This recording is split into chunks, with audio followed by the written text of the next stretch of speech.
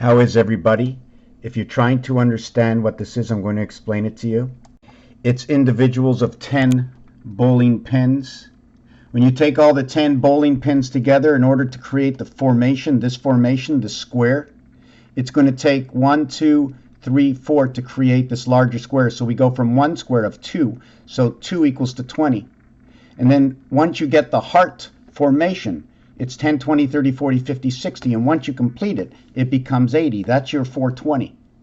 Now, when we want to make this a little bit bigger, as per we created it this way, instead of where we had just 4, now we have a total of where we have 1 in the center, and we have 1, 2, 3, 4, 5, 6, 7, 8, 9. And we have to turn everything sideways. And this is how we look at things. You see, we see the dice. Is it this way?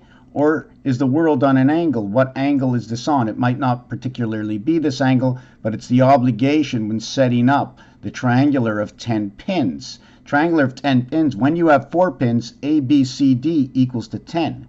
Then you have 3 pins, A, B, C equals to 6 is 16. Then you have A, B equals to 3. Okay, so you have 10, and then you have 3 pins equaling to 6 is 16, and then 2 pins is 20, and then the singular pin is 1. And now you have 21 and 10. So you have your first formation is 80. You have 3, 6, 9s. You have 720. Now once you get this formation over here of 720, that is a single cell of 720. Now I took the single cell and I turned it sideways to create it square-like. So now when I create it square, the cell in the center, okay, the cell in the center, you can see it's on a triangle. When we went into the last one, see the way it was on this angle? Look at that. Both centers are on that angle. Both centers are not squared. Although this has been put square, this is still on an angle. You see where the two come facing in? These two angles come facing in. Here, I have 2 facing in. Just 2 to create this angle, this one diamond. Here, I cannot create it with 2 because they're inverted, right? They're one-sided and the other side triangles, right? This is to one side. You see, this will take up 2 area spaces. This one over here. See the angle here? Here, this one is inside an area square using this graph paper. As if I should take out, show you this. Just let me show you just 1 second. When you look at this graph paper, okay, just hold on a second.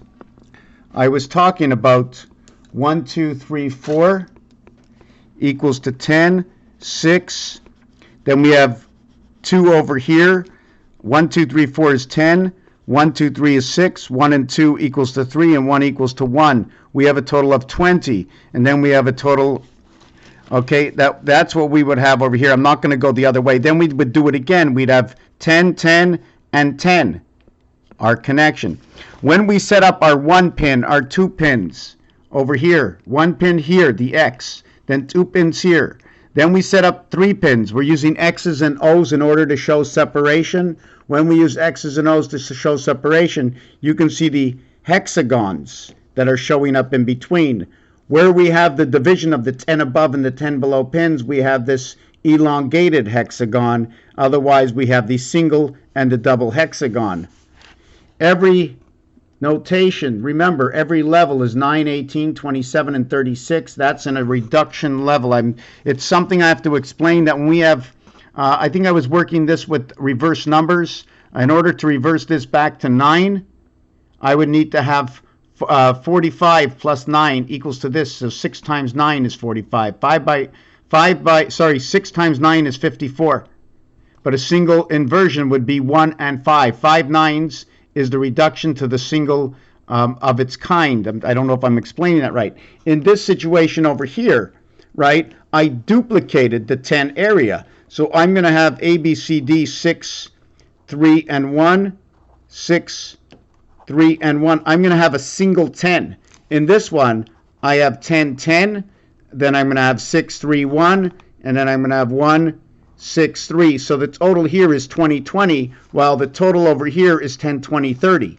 Here it's 40, and in the lower one it's 30. I'm hoping you can understand what went on in this. You see the way we get the big circular O's over here, and here we get the rounder O's over here, in which looks like two overlapping octagons to each other.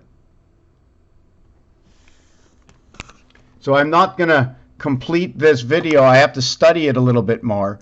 But in this video here, we have 2, 4, 6, 8. So it's 80, 80, 80, 240, 240, 240 is 720. And I'm still going to think that this is a primary block, trying to understand that there's 1,440 minutes in a day. That's 4 times 360.